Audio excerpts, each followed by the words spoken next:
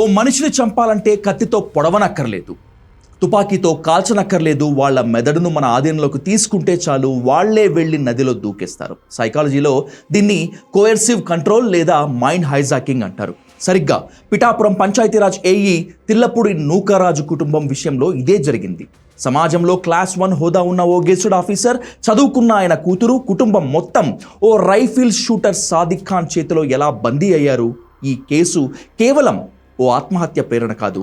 దీని వెనుక ఓ పక్కా planned financial and psychological terror దాగుంది.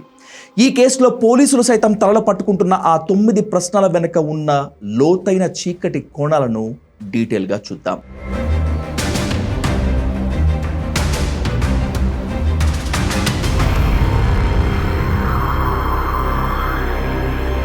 తొలి ప్రశ్న మాత్రమే కాదు, అత్యంత కీలకమైన క్వశ్చన్ కూడా ఇదే.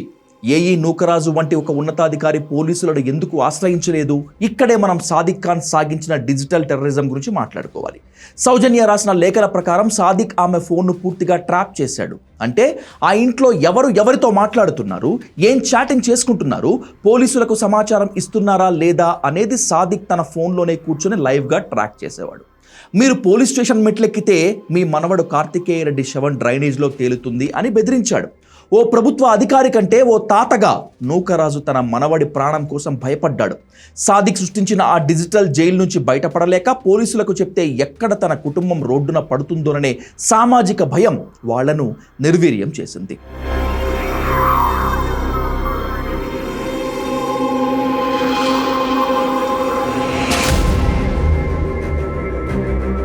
రెండు మూడు ప్రశ్నలు.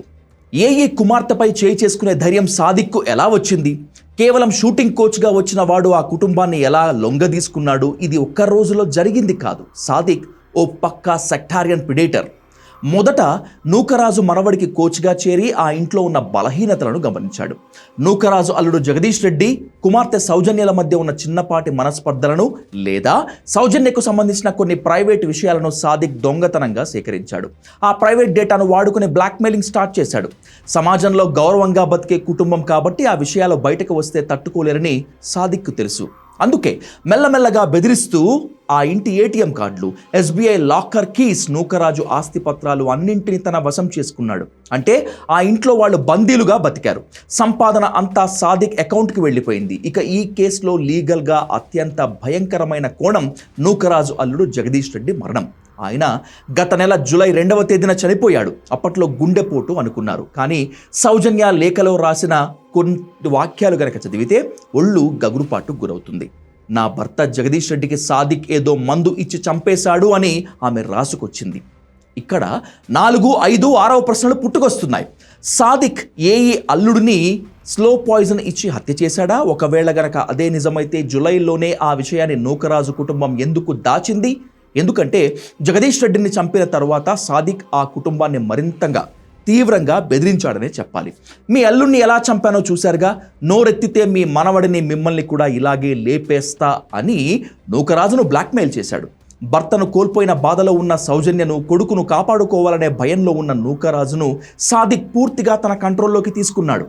జగదీష్ రెడ్డి బతికున్నప్పుడే సాదిక్ ప్రమేయం పెరిగిపోవడంతో దాన్ని జగదీష్ రెడ్డి వ్యతిరేకించాడని, అందుకే అతన్ని సాదిక్ కొట్టి ఆ తర్వాత విషమిచ్చి చంపేశాడని ఇప్పుడు జగదీష్ తండ్రి భాస్కర్ రెడ్డి పెట్టిన కేసులో స్పష్టంగా ఉంది. 7, 8, 9వ ప్రశ్నలు కేవలం డబ్బుల కోసమే అయితే సాదిక్ ఆ అమ్మాయి చేత ముస్లిం మతాచారాలు ఎందుకు పాటించేలా చేశాడు? రోజు ఇస్లాం పుస్తకాలు ఎందుకు రాయించాడు? ఇక్కడే ఈ కేసు లవ్ జిహాద్ లేదా ఫోర్స్డ్ రిలీజియన్ కన్వర్షన్ మాఫియా వైపుకు మళ్ళుతోంది. హిందూ సమాజంలో ఉన్నత హోదాలో ఉన్న కుటుంబాల ఆస్తులను టార్గెట్ చేయటం, ఆ ఇంట్లో వాళ్ళని, ఆడవాళ్ళని బ్లాక్మెయిల్ చేసి మతం మార్చడం, ఆపై ఆస్తులన్నీ తమ ట్రస్టులకో లేదా తమ నెట్వర్క్కో బదిలీ చేయించుకోవటం అంటే ఓ పెద్ద వ్యవస్థీకృత నేరం ఇందులో దాగుందా అనే సందేహాలు వస్తున్నాయి.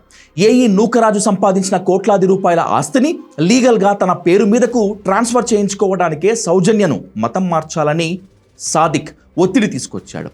భర్త చనిపోక ముందు నుంచే సాదిక్ పరిచయం ఉండటం, భర్త చనిపోయాక ఆమె ఒంటరితనాన్ని, భయాన్ని వాడుకొని సాదిక్ ఈ రాక్షస క్రీడ ఆడాడు. ప్రస్తుతం సర్పవరం పోలీసులు క్రైమ్ నెంబర్ 260/2026 కింద సాదిక్ ఖాన్పై హత్య, ఆత్మహత్య ప్రేరణ, కిడ్నాప్ వంటి కఠినమైన కొత్త చట్టం సెక్షన్ల కింద కేసు నమోదు చేశారు. 8 ప్రత్యేక బృందాలు గాలిస్తున్నాయి. గోదావరిలో గల్లంతైన మీనా, సౌజన్యాల మృతదేహాల కోసం డ్రోన్లతో జల్లెడ పడుతున్నారు. ఈ కేసులో కేవలం సాదిక్ మాత్రమే ఉన్నాడా, లేక నూకరాజు కార్ డ్రైవర్తో పాటు ఇంకెవరైనా వ్యక్తులు సహకరించారా అనేది తేలాల్సి ఉంది. సాదిక్ దొరికి సౌజన్య మొబైల్ ఫోన్ ఫోరెన్సిక్ రిపోర్ట్ వస్తేనే ఈ తెలుగు రాష్ట్రాలను కుదిపేసిన మిస్టరీకి ఎండ్ కార్డ్ పడుతుంది.